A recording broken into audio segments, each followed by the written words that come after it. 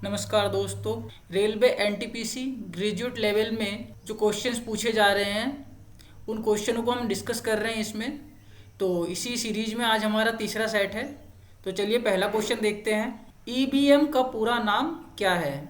तो इसका option B सही हो जाएगा। ईवीएम का पूरा नाम इलेक्ट्रॉनिक वोटिंग मशीन है। अगला क्वेश्चन देखते हैं। गर्मियों के मौसम के समाप्ति के समय केरल और कर्नाटक में पूर्वी मानसूनी वर्षा होना अत्यंत आम है। इसे प्रायः किस नाम से जानते हैं?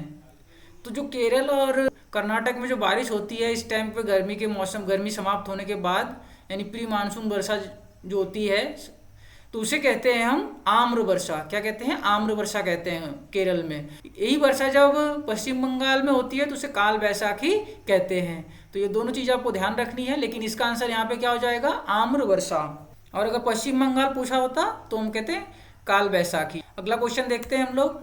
आइजैक न्यूटन द्वारा गति के कितने नियम प्रतिपादित किए गए थे? तो आइजैक न्यूटन द्वारा गति के 3 नियम प्रतिपादित किए गए थे।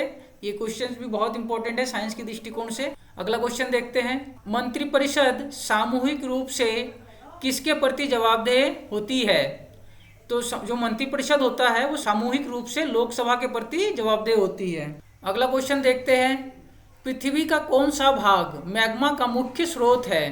पृथ्वी का जो मेंटल वाला भाग है वो मैग्मा का मुख्य स्रोत होता है। अगला क्वेश्चन देखते हैं। हैदर अली कहाँ का शासक था? तो हैदर अली मैसूर का शासक था। तो इसका ऑप्शन नंबर बी सही हो जाएगा। अगला क्वेश्चन देखते हैं। इनमें से कौन सा नाभिकीय शक्ति रिएक्टर गुजरात में स्थित है? जो काकपारा नाभिकीय रिएक्टर है वो गुजरात में स्थित है। तो इसका ऑप्शन नंबर बी सही हो जाएगा। अगला क्वेश्चन देखते हैं। निम्नलिखित में से कौन सा ब्रिक्स का सदस्य है? तो इसमें से जो ब्रिक्स का सदस्य है वो ब्राजील है, यानी ऑप्शन नंबर बी सही हो जाएगा। अगला क्वेश्चन देखते हैं। इनमें से किस जंगल के पौधे या पेड़ों की जड़ें पानी में डूबी रहती हैं? मैंग्रोव वन जो होते हैं उनके जड़ें पानी में हमेशा डूबी रहती हैं। तो ऑप्शन नंबर डी सही हो जाएगा यहाँ पे, मैंग्रोव वन। अगला क्वेश्चन देखते हैं। रात्रि के समय आकाश में मौजूद सबसे चमकीला ग्रह कौन सा है?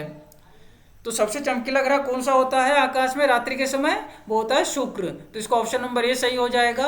अगला क्वेश्चन देखते हैं। राजाजी राष्ट्रीय उद्यान कहाँ स्थित है? तो जो राजाजी राष्ट्रीय उद्यान है तो ये उत्तराखंड में स्थित है। तो इसका ऑप्शन नंबर बी सही हो जाएगा। अगला क्वेश्चन देखते हैं। सिंधु सभ्यता के इनमें से किन स्थलों में जलाशयों के साक्ष्य मिले हैं? तो इसमें से जो धौलावीरा है वहाँ पे सिंधु सभ्यता के जलाशयों के स्रोत मिले हैं, यानी धौलावीरा इसका आंसर सही हो जाएगा। तो इसका ऑप्शन नंबर सी धौलावीरा सही हो जाएगा। अगला क्वेश्चन देखते हैं। निम्नलिखित में से किसे भारतीय संविधान की आत्मा के रूप में वर्णित किया गया है? जो मौलिक अधिकार है उसे संविधान की आत्मा के रूप में वर्णित किया गया है, जिसका ऑप्शन नंबर बी सही हो जाएगा। निम्नलिखित में से कौन सा ISCII का सही रूप है? ISCII का सही रूप है वो है Indian standard code for information interchange. तो इसका ऑप्शन नंबर डी सही हो जाएगा। अगला क्वेश्चन देखते हैं। निम्नलिखित में से कौन सा एक आउटपुट डिवाइस है? तो जो मॉनिटर होता है, मॉनिटर एक आउटपुट डिवाइस होता है। अगला क्वेश्चन देखते हैं। बैंक फॉर इंटरनेशनल सेटलमेंट का मुख्यालय कहाँ स्थित है? तो बैंक ऑफ इंटरनेशनल सेटलमेंट का मुख्यालय बेसल में स्थित है। इसका ऑप्शन नंबर बी सही हो जाएगा। अगला क्वेश्चन देखते हैं। इनमें से किस पौधे को ग्रीन गोल्ड कहा जाता है? तो ये क्वेश्चन बहुत ही इंपॉर्टेंट है, हमें ध्यान रखना है। जो बांस है, बांस को ग्रीन गोल्ड के रूप में कहा जाता है, यानी ऑप्शन नंबर बी सही हो जाएगा। अगला क्वेश्चन है।